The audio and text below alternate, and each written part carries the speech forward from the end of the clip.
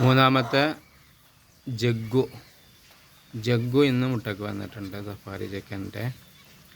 അപ്പോൾ ജഗ്ഗുവിന് നല്ലവണ്ണം ജഗ്ഗു ഇതിലൊന്നും വെച്ച് കൊടുത്താൽ ഇതിലൊന്നും കയറുന്നില്ല. ഇന്നലെ കാർബോർഡായിരുന്നു. ഇപ്പോൾ ഇന്നലെ മഴ പെയ്തിട്ടുണ്ട് ഇവിടെ. നല്ല മഴയിൽ നനഞ്ഞ് കാർബോർഡൊക്കെ ആകെ മോശമായി. അപ്പോൾ ഇനിയിപ്പോൾ കാർബോർഡ് വെച്ചിട്ട് കാര്യമില്ല, ഇപ്പോൾ മഴ പെയ്യുമെന്ന് അറിയാൻ പറ്റില്ല. അപ്പോൾ അന്ന് ഞാൻ ചെയ്തതാണ്, ഇങ്ങനെ ഒരു സിമൻറ്റ് ചട്ടി വെച്ചു, ആ ചട്ടിയിൽ അതിൻ്റെ പാത്രം വെച്ചു. അപ്പോൾ ജഗ്ഗുവിനെ നല്ലോണം മുട്ടി നിൽക്കുന്നുണ്ട് മുട്ട. എന്തായാലും മുട്ട ഇടും.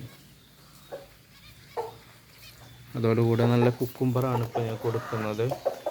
കുക്കുംബർ കൊടുത്തു കഴിഞ്ഞാൽ അവർക്ക് നെയ്യ് കെട്ടലോ അങ്ങനെ എന്തെങ്കിലും പ്രശ്നം വരികയാണെന്നുണ്ടെങ്കിൽ അത് പെട്ടെന്ന് തന്നെ പോയി മുട്ടയിടാനാകും. അതാണ് ഇത് കുക്കുംബർ കൊടുത്താലുള്ളൊരു ഗുണം. അത് സഫാരിയുടെ ഒരു കണ്ടുപിടുത്തമാണ്. കാരണം അവിടെ ജഗ്ഗു മുട്ടയ്ക്ക് വേണ്ടി മുട്ടി നിൽക്കുകയാണ്. ഒരു മുട്ടയിടാനാണോ മുട്ടയിടാനായിട്ടില്ലയോ എന്ന് നമുക്ക് മനസ്സിലാകുന്നത് കോഴികളെ നമ്മൾ കൂട്ടിൽ കയറ്റിയതിൻ്റെ ശേഷം കൂട് അടക്കണ്ട. കൂട് അടക്കാതിരിക്കുമ്പോൾ കൂട്ടിൽ നിന്ന് പുറത്ത് പോരുന്നുണ്ടെങ്കിൽ അത് മുട്ടയിടാനല്ല. തുറന്നിട്ടോട്ടും പുറത്ത് പോരുകയാണെങ്കിൽ അത് മുട്ടയിടാനല്ല. അതല്ല കൂട്ടിൽ തന്നെ നിൽക്കുകയാണെങ്കിൽ അത് മുട്ടയിടാനാണ്. അങ്ങനെയാണ് നമുക്ക് കോഴികളുടെ മുട്ടയിടാനാണോ അല്ലേ എന്നുള്ള അറിവ് നമുക്ക് കിട്ടും.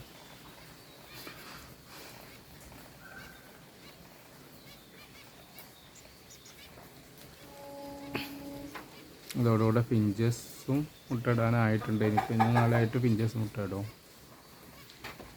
മൂന്നാമത്തെ ബാച്ചാണ്.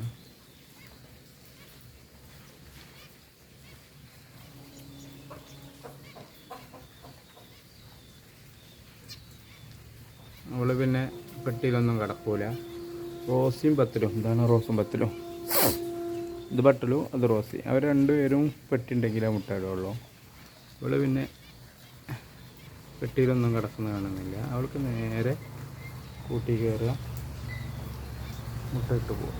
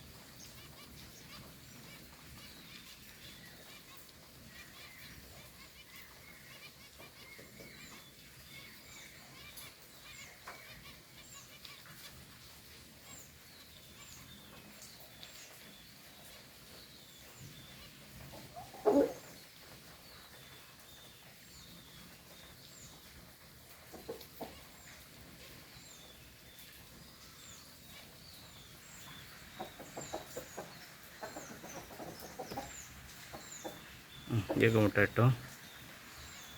ജഗ്ഗുവിൻ്റെ തടിക്കനുസരിച്ചിട്ടുള്ള മുട്ടയില്ല. ജഗ്ഗു നല്ല തടിയുണ്ട്, പക്ഷേ മുട്ട ചെറുത്താണ്.